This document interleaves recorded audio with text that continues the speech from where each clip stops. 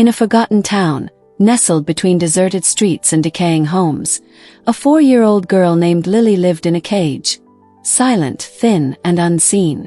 For months, no one spoke up, no one questioned it. That is, until one day, a billionaire named Richard Turner stopped for gas on his way to scout land for a new project. Richard, 55, a man of few words but great compassion, never imagined that a routine stop would lead him to witness the unimaginable. As Richard stepped out of his luxury car, the wind bit at his skin, but it wasn't the cold that stopped him. It was the whisper. A local clerk, hardly noticing him, casually mentioned a little girl locked in a cage behind a house. The town had heard the rumors but turned away. Richard wasn't going to look the other way. His foundation was dedicated to helping children, but this was something else. With a cold resolve in his heart, he drove to the street, hidden among rotting homes. There, behind a crumbling trailer, he saw it. Cage. Not just any cage, but one where a child, Lily, sat still, her eyes vacant, her tiny body frail. He didn't know her story, but he knew this wasn't right. This wasn't about the law, this wasn't about the family. This was about a child, a human being, locked away, forgotten. Richard's words pierced the air like a sharp breath. She's not an animal. She's a child. In that moment, the fight began. Not with the parents, not with the town, but with the very indifference that had let this happen. Richard took off his coat, draped it over the rusty bars of the cage, and made a promise without saying another word. He wouldn't walk away from this. This is where the journey truly began. A journey not just of rescue but of hope. Follow the story as we explore Richard's incredible. In the small, forgotten town of Burnsville, there was a silence that seemed to hang in the air, as if the whole place had decided to turn a blind eye to something terrible. The buildings, worn and weary from years of neglect, stood like ghosts, their windows boarded up and roofs rusted. The streets were empty of laughter, the sounds of children's voices replaced by the faintest whispers of the wind. Richard Turner, a 55-year-old billionaire and the founder of the Lightwell Foundation, wasn't here for this.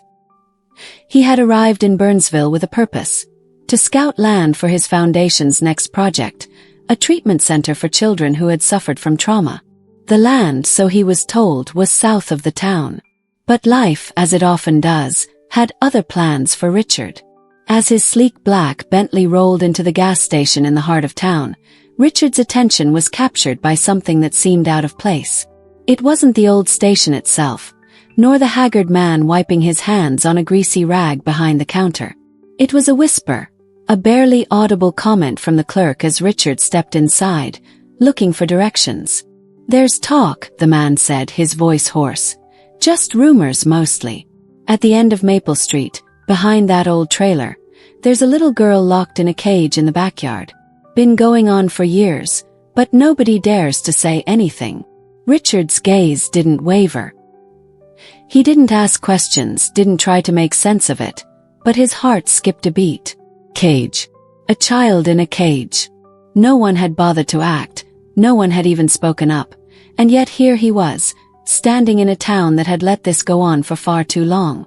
The clerk's words echoed in Richard's mind as he quietly walked back to the car. "Take me to Maple Street," he said, his voice calm but firm. His driver didn't hesitate. Without a word, they made a U-turn, leaving the gas station behind and heading toward the street that no one dared to talk about. Maple Street wasn't what Richard expected. There were no grand trees, no picturesque homes, just a scattering of dilapidated buildings, forgotten by time, standing in silent testimony to the decay of the place. Houses here looked more like abandoned shells, their broken windows and rusting metal roofs a stark contrast to the pristine world Richard was accustomed to. As the Bentley rolled further down the street, Richard's eyes scanned every corner, every darkened window. There was a heavy air about the place, as though something invisible had infected it, leaving behind only the faintest traces of life. No children played outside, no dogs barked, just the overwhelming sense of abandonment. And then, through the gloom, Richard spotted it. Trailer. The paint was peeling, the lawn overgrown, and beyond it, what looked like a cage. He didn't need to see more. He signaled for the driver to stop, his mind already set on what needed to be done. He stepped out of the car, adjusting his collar, his steps deliberate and slow as he walked toward the trailer. There was no rush in his movements. He wasn't cautious, nor was he hesitant. Each step was a quiet declaration. He wasn't just passing through this town. He was here to make a difference. The cage became clearer as he drew closer. Rusted metal bars, uneven wooden pallets haphazardly holding the structure together. It wasn't a dog pen. It wasn't a playhouse. It was a cage, and inside it was a little girl. She was sitting there so still, her knees drawn up to her chest, her eyes vacant. There was no cry, no attempt to move. She looked like she had been forgotten by the world. Her hair hung in tangled clumps around her face, and her skin was too thin, her clothes hanging loosely from her small frame. It was a sight that no one, especially a child, should ever have to endure. Richard didn't speak. He stood there for a moment, letting the weight of what he was witnessing sink in. He wasn't angry, not yet.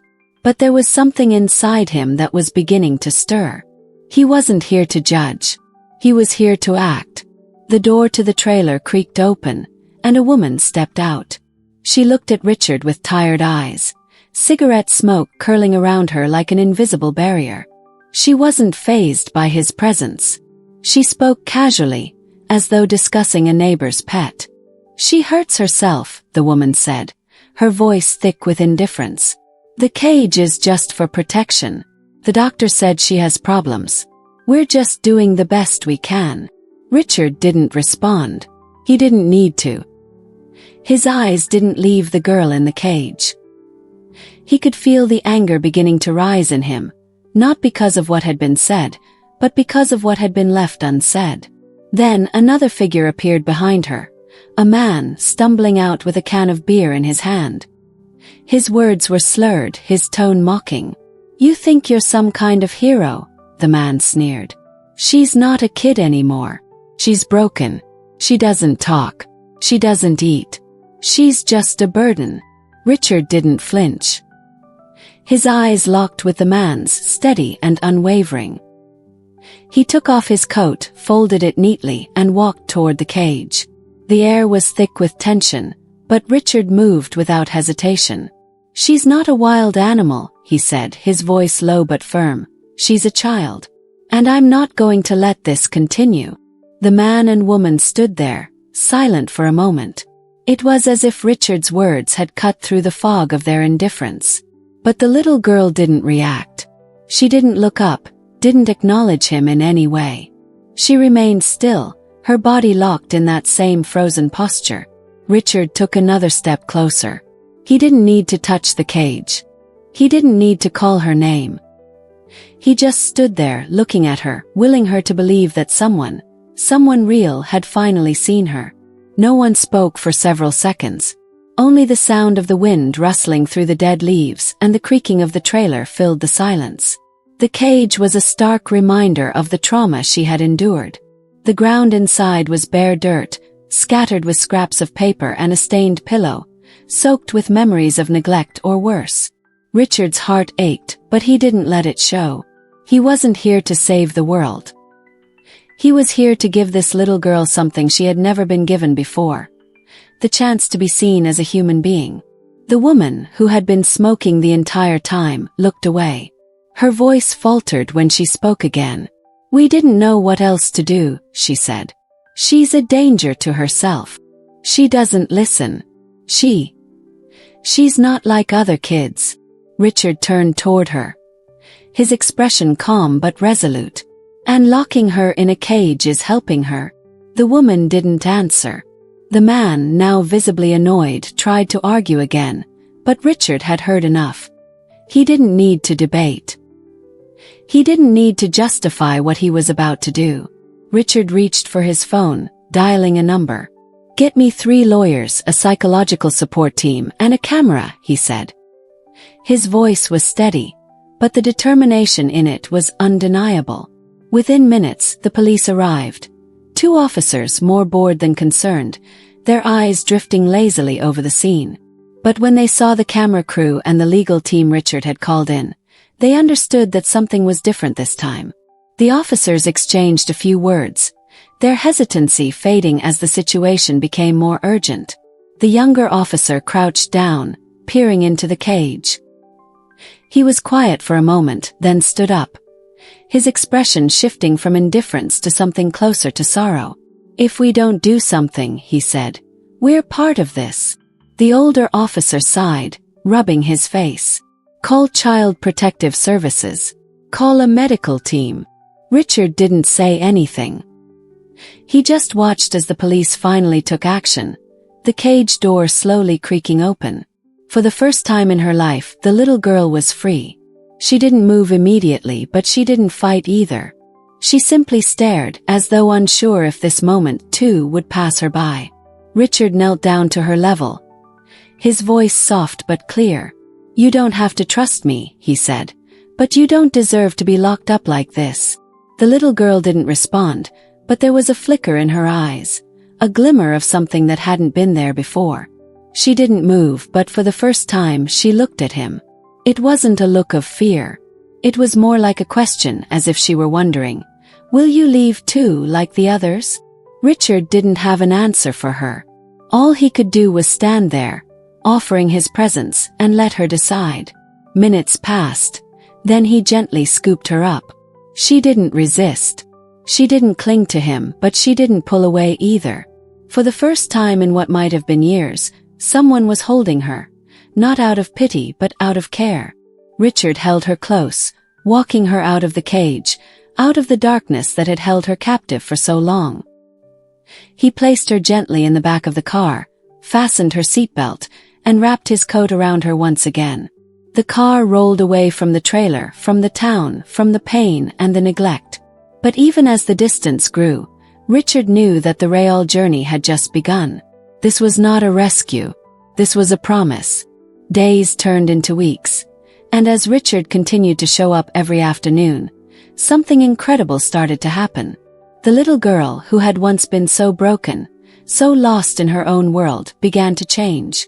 Every day, without fail, Richard would sit in the hallway outside her room. He didn't rush her, didn't try to force her to speak, to trust. He just stayed.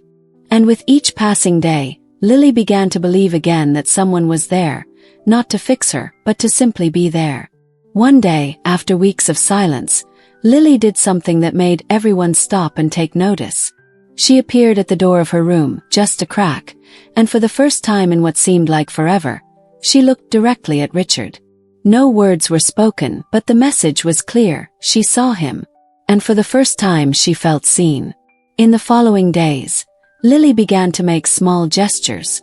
A drawing left on the chair, a toy placed just outside her room. Each gesture was a breakthrough, a sign that she was learning to trust, learning to make choices again. Richard's presence had begun to work miracles, not because he did anything extraordinary, but because he never left. He showed Lily that sometimes the greatest gift we can give is simply being there, without conditions, without expectations. And then came the day when Lily made a choice. Big one. She wanted to choose her own clothes, a small act that marked a huge step in her recovery. Richard, with a smile that said it all, brought her a bag filled with choices, shirts of different colors, designs, and comfort. No one told her what to pick. It was her decision, her first real choice in a world where choices had been taken from her for far too long. She chose a green hoodie with a dinosaur on it, a simple piece of clothing that gave her the power to define herself once again. But the healing didn't stop there. As Lily continued to grow, so did her courage. One evening, she walked into the therapy room, sat down beside Richard, and asked him a question that would stay with him forever. "If I scream," she asked softly, "will I be locked up again?" Richard's heart broke, but his response was unwavering. "No one will lock you up, Lily. Not ever again." It was in that moment that Richard realized. His role in Lily's life was not to fix her or save her. It was to show her that she wasn't broken. She was a child who deserved to be heard, loved, and respected.